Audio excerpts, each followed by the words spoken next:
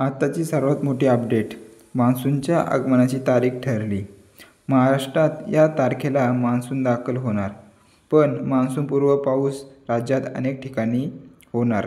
तर मित्रांनो, जाणून घेऊया सविस्तर बातमी।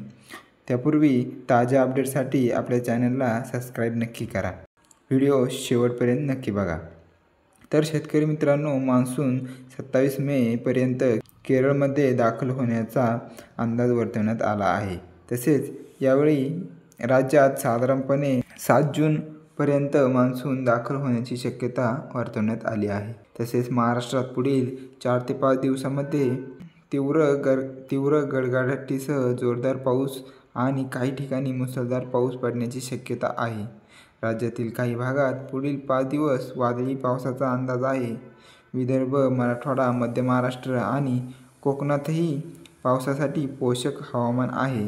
विदर्भातील बुलढाणा, अकोला, अमरावती, वाशिम, यवतमाळ, वर्धा, नागपूर, गडचिरोली, भंडारा, गोंदिया, चंद्रपूर या जिल्ह्यांना काही भागात विजा आणि ढगांच्या गडगडाटासह हलक्या वादळी पावसाचा अंदाज भारतीय हवामान खात्याने वर्तवलेला आहे।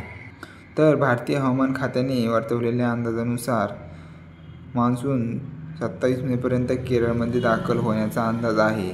तर महाराष्ट्रात साधारण 7 जूनपर्यंत दाखल होण्याची शक्यता वर्तवण्यात आली आहे।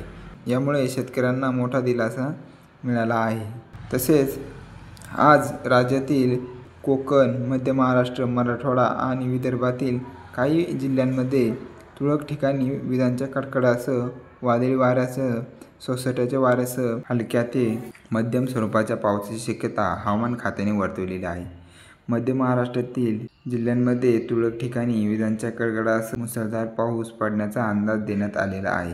मराठवाड्यातील जिल्ह्यांमध्ये तुरळक ठिकाणी विजांच्या कडकडाटासह वादळ आणि सोसाट्याच्या वाऱ्यासह मध्यम पावसाची शक्यता वर्तवण्यात आली आहे। संभाव्य इशारा लक्षात घेता योग्य ती खबरदारी घेण्याचं आवाहन हवामान खात्याकडून करण्यात आलेलं आहे। तर शेतकरी मित्रांनो, ही महत्त्वपूर्ण माहिती आपल्याबरोबर इतरांना पण शेअर करा आणि आपल्या चॅनलवर नवीन असाल तर आपल्या चॅनलला सबस्क्राईब नक्की करा। धन्यवाद।